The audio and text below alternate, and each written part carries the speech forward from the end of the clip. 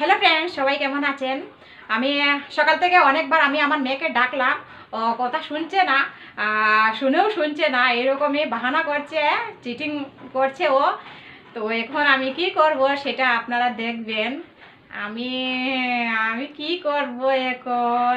মামা, মামা, ওঠ, ওই ওঠ, ওঠ, পড়তে বস, ওঠ। এটাকে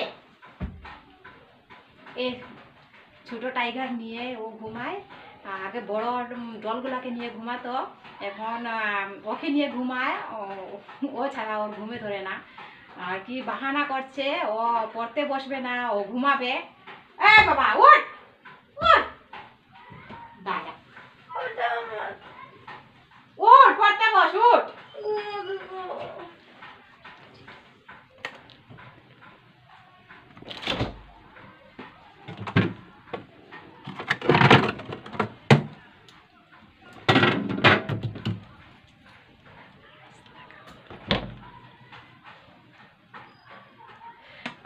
আমি ফ্রিজে থেকে আইসটা বের করে দিয়েছি, এখন ওকে আইস লাগাবো। আইস লাগানোর পর কী করে দেখি ওর রিয়াকশনটা কী হয়।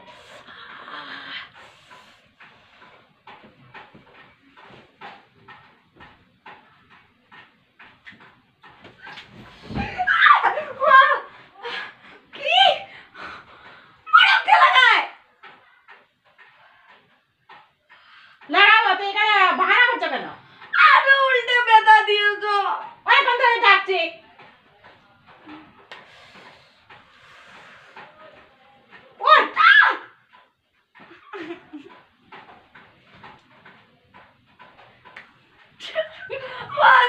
উঠে গেছি।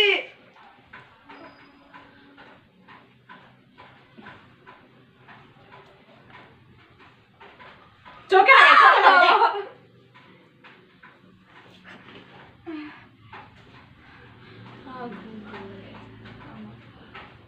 যা উঠ, মুখ ধুয়ে যা, পড়তে বস।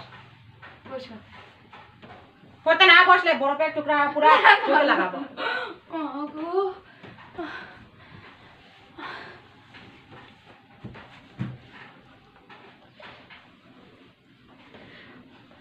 যাদের বাচ্চা সকালবেলা ঘুমের থেকে উঠে না আর পড়াতে চিটিং করে, তো ওদের বাচ্চাকে কি করবে, ফ্রিজে থেকে আইস নেবে, আইস নিয়ে চোখের মধ্যে লাগিয়ে নেবে, লাগালে ঘুম শেষ, ঘুম ভেঙে যাবে। আমি হাতই দিতে পারছি না, এত ঠান্ডা লাগছে, হাতটা পুরো ঝিনঝিন করছে। মুখ তো এসেছি, তার মতো দেবো। আব্বা আইস আইস দিয়ে মুখটা ধুয়ে নে। তুমি দো, তুমি দো। রাখো ফ্রিজে এমন। মাগু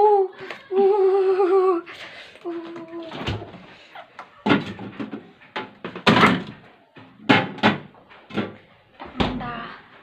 কি সুন্দর ঘুম ছিল, কি সুন্দর ঘুম ছিল। পড়াশোনা করতে হয়, পড়ার টাইমে ঘুমাতে হয় না। এগুলো হয়েছে ঘুম না, এগুলো হয়েছে বাহানা। তো বাহানাটা ফ্রিজের আইস দিয়ে বাহানাটা শেষ করে দিলাম। আমার ভিডিওটা কেমন লাগলো সবাই একটু কমেন্ট করে জানাবেন। সবাই ভালো থাকবেন। টাটা।